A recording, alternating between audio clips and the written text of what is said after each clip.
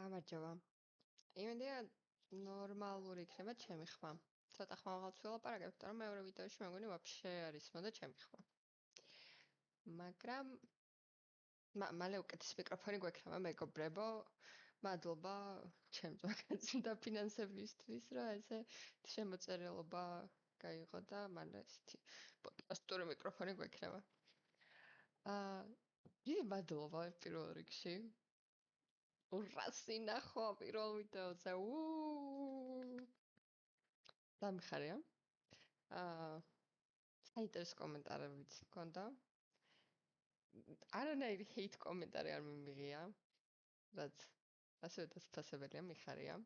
კი ისე ვეუბნები ჩემთვის, რომ ანი არ ნერვიულო, შემზად ხარი მისთვის, რომ რამე ჰეითიც მიიღო და ამ შემდეგ, მაგრამ რეალურად ალბათ მაინც რთული იქნებოდა. შეგუება, რომ ვიღაცა რაღაც ცუც გიწერს. დღეს რაზე მინდა ვისაუბრო? არ ვიცი, დღეს ზუსტად სადღაც მივდიოდი და გზაშიც კი თითქოს ეს ვიდეოსავით ვიღებდი, მაგაზე ვფიქრობდი, მაგრამ დაუკვირდი, რომ ბოლო თვე-ნახევარი ალბათ სადღაც ჩემი ფიქრები, აქტიური თუ პასიური, ყველა ფიქრი მიდის სოციალურ და პოლიტიკურ პრობლემებზე. ანუ აბსოლუტურად განტვირთვისას მაგაზე ვფიქრობ, ანუ უკანა ფონზე მუდმივად ეგ ფიქრები ტრიალებს. და ცოტა იმდენად გამაგიჟა აშკარად რა, მაგ ფიქრებმა, რომ ხალხსაც ტვინი წაუყე რეალურად. ანუ ოდესღაც მე ვიყავ ის ადამიანი, ვის აუყა კაი ყველაფერი პოლიტიკამდე ხო არ უნდა მივიდეს დავლიოთ და რაღაც და როცა გამოვლილი მაქვს როგორ მაწუხებდა ეგ რანაირად მივედი მეც იმ კონდიციამდე, რომ ეხა მე ვარ ის ადამიანი, რომელიც უნდა გააჩუმონ შეკრებებისას, რომ ტვინი არ შეჭამოს მსგავსი თემებით. რაც ძალიან ვალიდურია. ბოდის მოვხდი ჩემი მეგობრებს აქედანაც. ჩემთვის ამ ეტაპზე ეგ არის ერთ-ერთი მთავარი სამუშაო, რომ როგორმე ბალანსი ვიპოვო. რა თქმა უნდა, არ ვიძახი, რომ ეს თემები საერთოდ არ უნდა გაირჩიოს და არ უნდა ვიფიქრო ამ თემებზე. ანუ პრიორიტეტი ყოველთვის იქნება ეგ ჩემი, მაგრამ ბალანსიც უნდა დავიჭირო, იმიტომ რომ ბოლო პერიოდი ვხვდები, რომ და ისედაც ხო როგორც ვლაპარაკობდი ცხოვრების ხარისხი ისაც ქვესკნელში გვაქვს მთელ ქვეყანას და ჩემ ფიქრებით კიდევ უფრო ქვესკნელში ვიგდებ თავს. რატო აკეთებ მაგას? ხო? ანუ მით თუ რაღაცა მინდა მე ზუსტად ამ სიტუაციაზე რომ რაღაც შევცვალოდეს მე, რაღაც მინიმალური ჩართულობა მეც გამოვიჩინო რაღაცის შეცვლაში. მაგისთვის საჭირო რომ ჯასალგონდე ვიყო და თუ მოვისწე, ანუ აზრი არა აქვს არაფერს. და თან კიდე რაც შევატყე, ეს პოლემიკა ყოველთვის იმიტომ მომწონს ვითომ, რომ აზრები გაიცვალოს. რეალურად ამ არხის წამოწყების იდეაც ეგ იყო, რომ მე ჩემი აზრი გავუზიარო ხალხს და ვიღაცას თუ თავის აზრს დამიწერს კომენტარებში, გამეხმაურება მეტყვის, რომ არა, ანი, იცი, ესე არ არის ვთქვათ და ამიხსნის რაღაცას არგუმენტირებულად, მეც რაღაც მესწავლა და მეც ვთქვათ თუ რამე ვიცი, სხვას ვასწავლო. რომ ერთმანეთი განმოვითაროთ. იმიტომ რომ რავი, რატომაც არა. და ბოლო პერიოდი, ანუ ჩემი საუბრები ყოველთვის იქიდან მიდის, რომ არა ის, რომ სხვების აზრიც მოვისმინო, უფრო ჩემი იდეის დამტკიცებაზე მიდის რა, რაც ჩემ პრინციპებს მე თვითონ ვუხავ ძალიან სამწუხაროა, ეგეც სამუშაო მაქვს, ანუ რამდენადაც სულ ვიძახი, რომ თითქოს მიმღებლობა მაქვს სხვების აზრების, თუ რაღაც ძალიან ემოციურად, რაღაც აფექტურ მდგომარეობაში ვსაუბრობ, მაგ დროს ეგ ყველაფერი მიქრება. და ძალიან ცუდია, მგონია, რომ ეს ემოციურობის კონტროლი უნდა ვისწავლო. ანუ ბევრ თემაზე მაქვს დასწავლი, მაგრამ ეს სოციალური პრობლემების თემები არის რაღაცა, რაზეც ძალიან მარტივად ვიჭრები რა. და თან იმდეს ვლაპარაკობ, რომ ყველა საგის წარმოდგენა, რომ კაი, აბა რა გინდა მაშინ დადე გეგმა, ხო? რაღაც იმდეს ვლაპარაკობ, თქვი რას ფიქრობ რომ უნდა ვქნათ და თემა ეგ არის, არ ვიცი. ანუ რეალურად საუბრის მიზანიც ის არის, რომ მართლა არ ვიცი რა უნდა ვქნათ. როგორ უნდა წავიწიოთ წინ, როგორც ქვეყანა. და ეგ არის მთელი სირთულე, ანუ რო ვიცოდე გამოსავალი ამ ყველაფრიდან დავფიქრდებოდი პირდაპირ იმაზე, შემილია ეს თუ არ შემილია, თუ არ შემილია, არ შემილია და всё, ჩაიხურებოდა მან. თუ შემიძლია კიდევ ეცდებოდი მაინც რომ რაღაცა გამეკეთებინა და პრობლემა ეხა ის არის რომ არ ვიცი რეალურად რა შეიძლება გაკეთდეს, შესაბამისად არც ის ვიცი მე ეს რაღაცა შემიძლია თუ არ შემიძლია. აქტიურად მინდა რომ მაგაზე ვიფიქრო. იმიტომ რომ რაღაცნაირად ჩემ თავთან დავდე ის ფიცი, რომ მე თუ მინდა სადღაც რო გადმოხედავ ჩემ ცხოვრებას, ჩემ თავთან მართალი ვიყო, ჩემი თავით მაყოფილი ვიყო, მინდა რომ რაღაცა მართლა გავაკეთო. არა მხოლოდ ვილაპარაკო, არამედ ამ ლაპარაკიდან რაღაცა იდეა დაიდოს და იმ იდეის შესრულებისთვისაც რაღაცა გავაკეთო. მაგალითად მე თავიდან ძალიან მომხრე ვიყავი აქციების.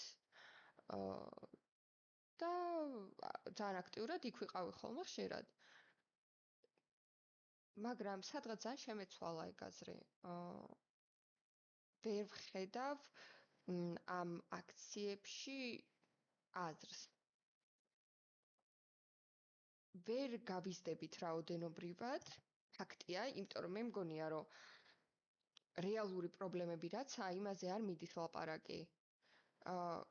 არ ვიცახი, რომ ის რეალური პრობლემები არა, რაზეც წამოვიდა ეს აქცია, მაგრამ თუ გინდა რომ რაღაც რაოდენობას მიაღწიო, რაღაც რიცხვები გაზარდო იქ შენს გვერდზე მყოფი ადამიანების რეალურ პრობლემებზე უნდა ილაპარაკო. რეალურ ყოველდღიურ პრობლემებზე, რაც ხვებსაც ეხება, იმიტომ რომ საბოლოო ჯამში გინდა არ გინდა ადამიანი ცოტა ეგოისტი არსებაა და ეხა ის რუსული კანონი ვიღაცას ვაფშე არ აინტერესებს, იმიტომ რომ არსაიდან არ ფინანსდება და პირიქით გონია რომ ის შენ საიდანაც გაფინანსებს ვიღაცა, უნდა დიახაც, უნდა ჩანდეს. მაგრამ თუ ილაპარაკებ ისეთ პრობლემებზე, როგორიცაა ეს არაადეკვატური ინფლაცია, როგორ გვძარცვავს ბანკები, როგორ ინფრასტრუქტურა რა მდგომარეობაშია და ხალხი როგორ შემშილობს, მაგ თემაზე ძალიან ბევრი ადამიანი აყვება. ცოტა ხნის წინ მქონდა ბიძა ჩემთან საუბარი. ბიძა ჩემი ცოტა ისეთი ხშირად ვერ ვემთხოვით ხოლმე პოლიტიკურ თემებში, მაგრამ ბოლოს საუბარში საკმაოდ დავემთხვიეთ და დაჟეს ვერ გადავეჩვია. არც ვიცი, როგორ რით ჩავანაცვლო დაჟე. რაღაც თმინდა რომ ჩავანაცვლო, მაგრამ ვერ ხვდები რით ჩავანაცვლო. ისე გამოვიდა, რომ ბიძა ჩემი უფრო ახალგაზრდულად იყო განწყობილი რაღაცებს მიმართული და მე, იმიტომ რომ ერთი ის მითხრა, რომ ანუ აი მაგალითად მეო, მანდ აქციაზე ვარ დავდგები და მაგ ხალხს არ მოусმენო რა, იმიტომ რომ ანუ არ აქვს მიმღებლობა, ძალიან ბევრს არ აქვს მიმღებლობა, იმიტომ რომ სახელი თავიდანვე ცუდი შეექმნა. ანუ ის სახე რაც ჩანდა ყოველთვის ეგრე არის. ნუ ეგ უბრალოდ სამწუხაროდ ბევრს არ შეუძლია რომ ეგ გადააფასოს. ყველგან არის ცუდი და კარგი. ანუ იქ აქციაზე ვინც დგას, ყველა კარგი არ არის. და ყოველთვის ცუდი ყველაზე კარგად ჩანს. ყველაზე მეტს იხმაურობს ვინც საერთოდ გონში არა რაზა პროტესტებს. ყოველთვის ისაა ყველაზე ხმაურიანი, შესაბამისად ეგ ფართო მაყურებლებისთვის ეგ ჩანს. და იდეა თუ რას წარმოადგენს ეგ აქცია, მაგ ადამიანზე დაყრდნობით ყალიბდება. შესაბამისად, როგორც ძალიან ბევრი სხვა 50-ს გადაცილებული, ისე ბიძა ჩემი არ დადგება და არ მოусმენს იქ არავის. მაგრამ დამდგა აქ და მე მომისმინა. და ერთმანეთში რაღაც იდეები გავცვალეთ და აღმოჩნდა რომ არც ისე განსხვავებული იდეები არ მქონია. უბრალოდ ბიძა ჩემმა რაც მითხრა, რაღაცაზე ძალიან გამეცინა და მე დავფიქრდი რომ აი, რატო არ მიტყდება რომ მე 26 წლის გოგოს ეგრე დაკარგული მაქვს შედარებით როგორ ავხსნა არარეალისტური რაღაცების წარმოდგენის უნარი ვიდრე 50 წლის ბიძა ჩემს, ხო? ანუ ის რომ ზედმეტად აღარ დავფრინავ, ასე ვთქვათ რა, როცა ეგ ძალიან საჭიროა რეალურად, იმიტომ რომ შენ თუ რაღაც შედარებით არარეალისტურის ნაკლებად მოხდენადის იმედი გრჩება, მით უფრო დიდი შანსია რომ მართლა რაღაც გამოგივიდეს, იმიტომ რომ იმის იმედი თუ გაქვს, მით უფრო დიდი შანსია რომ იმოქმედო და რაღაც გააკეთო. მაგალითად ამ შემთხვევაში ის იყო რომ რომ იზიარებდა მაშინ მის ახალგაზრდობის პერიოდში როგორ ხდებოდა რა ესე ჩუმჩუმად შეკრებები რო იყო და რაღაც დაიწყო სამი კაციდან ავიდა 10 კაცამდე ასე შემდეგ რომ ესე რომ იზრდებოდა ნელ-ნელა რაც ძალიან მაგარი იდეაა საბოლოოდ დაფიქრი იმაში გამეცინა რომ კაი რა რაღაცა რანაირად და ანუ თეორიულად ისე რაღაც შეუძლებლად წარმოვიდგინე არა და რა არის მაგას შეუძლებელი ხო ანუ მე მგონია რომ ყველაზე მყარი ადამიანების წრე რომელსაც რაღაცა იდეა ერთიანებს ეგრე ჩამოყალიბდება რომ ნელ-ნელა ზრდით და არა აქტიური პროტესტით არამედ აი ის ერთი იდეის გარშემო რომ კარგად შეიკრება მაგდენი ხალხი და მე უფრო მყარ გეგმას რომ გააცნობს თქვათ მოსახლეობის დანარჩენ ნაწილს და რომელსაც უფრო დიდი შანსია რომ მოგისმინონ აა მესმის რომ ის აი მედიას უყურებს და ის გაფილტრულია მეორეც გაფილტრულია ყველა მედია იფილტრება ყველგან რა რომელსაც როგორ აწყობს და ვინ რომელი პოლიტიკოსის დაქვემდებარებაშიცა მაგას ვერ გაიქცევი მაგრამ გონია რომ იმ ხანაში ვცხოვრობთ რომ მაინც შესაძლებელია მიაღწიოს ხმამ ნებისმიერ ცხოვრებთან თუ არა და იმისთვისაც კი მზად ვარ რომ დავიარო და ისე დაველაპარაკო ადამიანებს მე თუ მივედი იქამდე რომ გავიაზრე რა წარმომიდგენია რა უნდა მოხდეს ერთადერთი იდეა რაც აი ესე ბუნდოვნად რაც წარმომიდგენია ჩემი თავარი პოლიტიკური მამოძრავებელი ნაწილი მაკაროს და მოურია აუც ამოუჭრი და მე ვამბობდი იმას, რომ ჩემი მთავარი ეს იდეოლოგია, რაზეც მინდა რომ იყოს დაშენებული, არის ანუ ადრე უფრო ხშირად ვიტყოდი, რომ ეს სოციალისტურ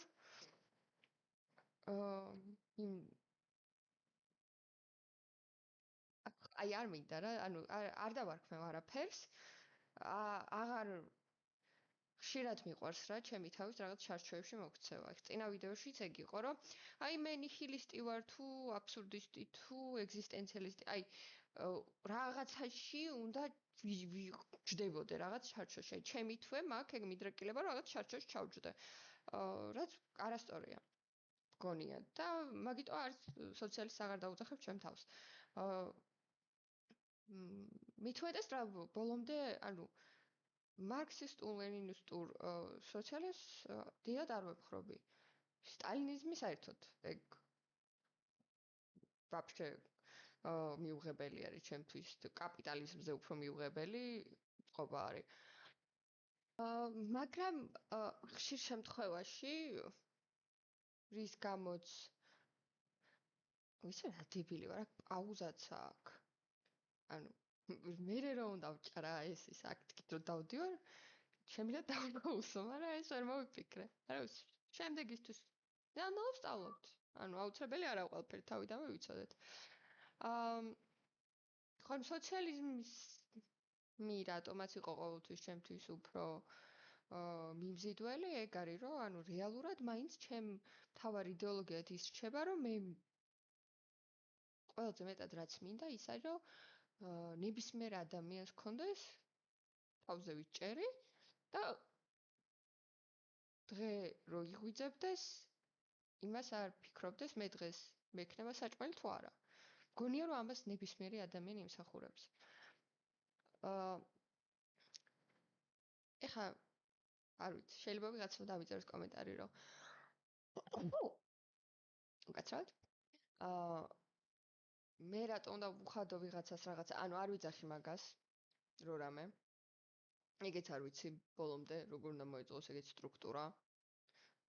რომ ყველას მინიმალური კონდეს, მაგრამ შემგონი რომ შესაძლებელია რაღაცნაირად, ყველა ვარიანტი შესაძლებელია. არა იმის ფონზე რომ შენ რაღაც დაზარალდე. იმის ფონზე რომ აი ის ხალხი ზემოთ კიდე ისინი დაზარალდნენ. დაზარალდნენ არა. ცოტა ნაკლები იკმარონ როგორმე. მithumetes ეგ კითხვა ყოველთვის უცნაურია ხოლმე ჩემთვის, რომ ძალიან ხშირად თითქოს მაგაზე უფრო იჭრებიან, რომ ვიღაცა სხვა ხორები მე რატო უნდა შევინახო და იმაზე უფრო ნაკლებად იჭრებიან, რომ ვიღაცები თავში ზიან და ჭამენ ჩვენ ფულს ისე, რომ აი ვითომ არაფერი, ვითომ მაგათი კუთვნილებაა მართლაც. ანუ მაგაზე რა უფრო ნაკლები აგრესია რატო მოდის, ეგ არ მესმის ხოლმე რა ყველაზე მეტად. ანუ ვიღაც მე დიდი სიამოვნებით დავეხმარებ ვიღაც ადამიანს თუ არ შეუძლია თუნდაც მუშაობა. იმას რომ რომ ამას მინიმალური მაინც შეექმნას. მინიმალური საცხოვრებელი პირობები. მირჩევნია ბევრად ეგ? თუ მithumetes თუ მაინც ვიღაცა უნდა ჭამოს ჩემი ფული. ანუ არ მირჩევნია ვიღაცა ელემენტარული პირობები გააჩნდეს საცხოვრებელი და მაგაში წავიდეს ეგ ფული და არა იმაში რომ ვიღაცა მუცელე ამოიღოროს ბოლომდე რა. ხო, აი დაახლოებით მაინც მაგ იდეოლოგიაზე მინდა რომ იდგეს ის რაზეც არ ვიცი რას დავაშენებ, არ ვიცი ვისთან ერთად დავაშენებ, მაგრამ იდეურად ეგ ძალიან ჩამრჩა ბიძა ჩემის ნათქვამი, რომ ეს ნელ-ნელა, ანუ ეგრევე რო გვინდა რაღაცები მესმის, მეც მინდა, ძალიან მინდა რომ ეგრევე მოხდეს და მალე მოხდეს, იმიტომ რომ რავი, ხვალ ვიქნები თუ არ ვიქნები, არ ვიცი რა, ანუ რაღაც ყველაფერი მაინც კითხვის ნიშნის ქვეშ დგას მომავალი და ამიტომ გინდა რაც შეიძლება მალე, მაგრამ ეგრე არ ხდება. სამწუხაროდ. ამიტომ არ ვიცი ზუსტად ძალიან ბევრი კითხვის ნიშანი რეალებს ჩემ ტვინში. მაგრამ Mein Kampfის კითხვა დავიწყე. და რაც უნდა უცნაური იყოს, ჰიტლერი არის ჩემი მოტივატორი. არა იმ გაგებით, რომ ნაცი უნდა გავხდე.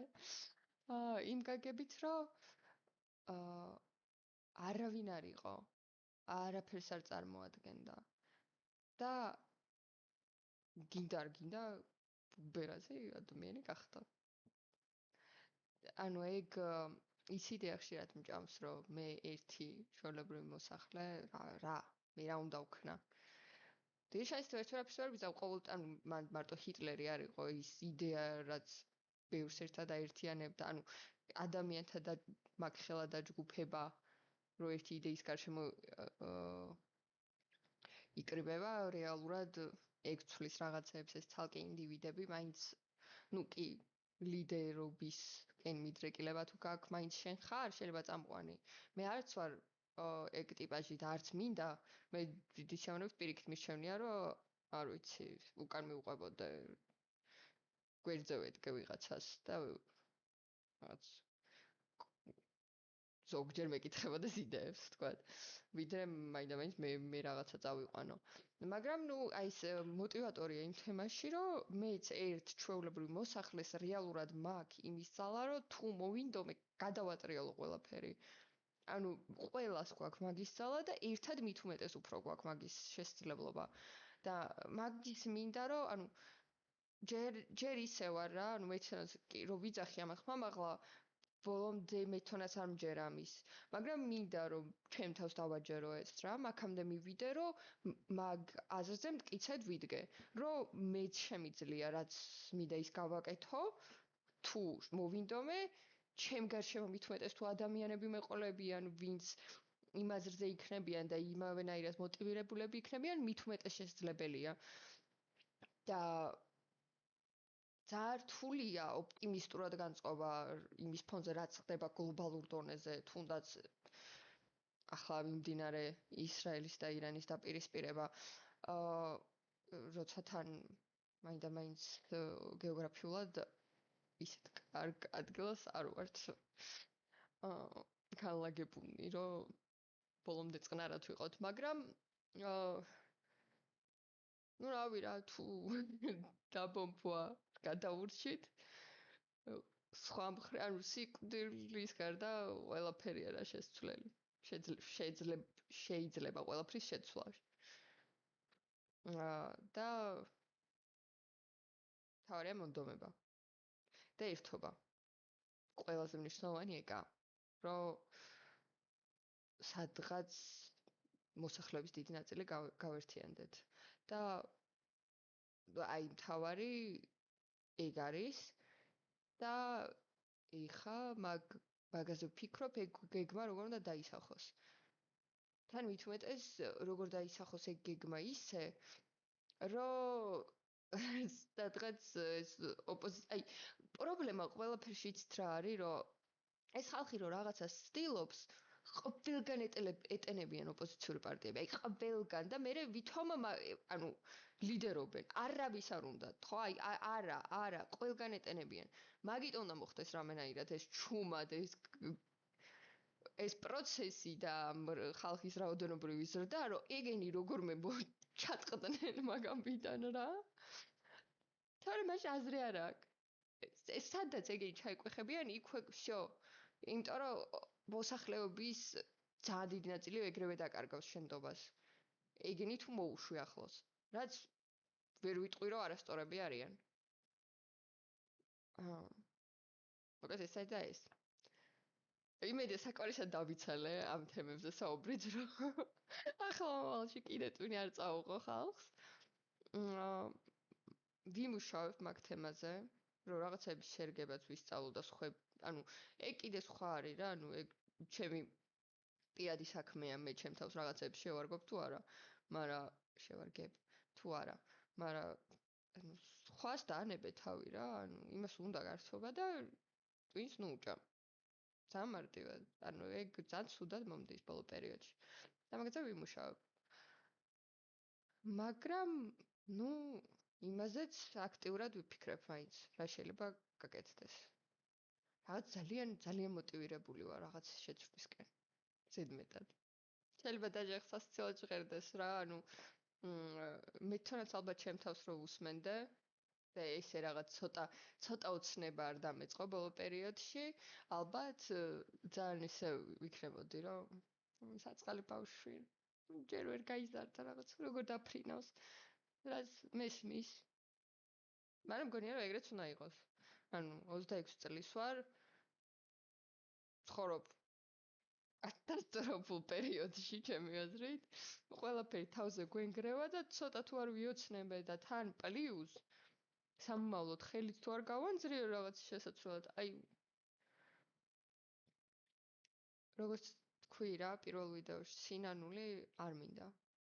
ყველაზე მეტად იმას არ ვინანებ, რომ კარიერულად ვერ განვითარდე, იმას არ ვინანებ, რომ რაღაც სტაბილური ცხოვრება მოვიწყო, არ მოვიწყო. მე ვინანებ რა იდეებიც მაქვს და რაც მინდა რომ რაღაც ელემენტარული გავაკეთო, რომ ზოგადი კეთილდღეობისთვის, რაც მინდა რომ რაღაცები გავაკეთო, მანდ თუ ნოლი ქმედება ჩავდე და არაფერი არ გავაკეთე, მანდ ვინანებ ყველაზე მეტად და აი ღმერთო გთხოვ ხელი გამანძრევინე მაგ თვალსაზრისით, რომ სადღაც რო გადმოვხედავ ჩემ ცხოვრებას, თუ არ დავიბომბეთ, რაღაც ასაკში, დიდობაში რო გადმოვხედავ ჩემ ცხოვრებას, თქვა რომ და ვიამაყო იმით, რომ მე რაც მინდოდა, იმის 1000-დი მაინც გავაკეთე. სრულად შეუძლებელი. მინიმალური მაინც თუ გავაკეთე, მე ძალიან გაყოფილი ვიქნები. ესაა და ეს. მადლობა თუ ვინმე მოусმენს ყურებს ვიდეოს. კიდევ უფრო მადლობელი ვიქნები თუ რამეში მეთანხმებით ან არ მეთანხმებით, კიდევ უფრო მნიშვნელოვანია თუ თქვენ პოზიციას ამიხსნით, თქვათ. და რაღაც აზრებს გავთვლით. ძალიან დიდი მადლობელი ვიქნები. ძალიან დიდად მადლობელი ვიქნები. ნახვამდის.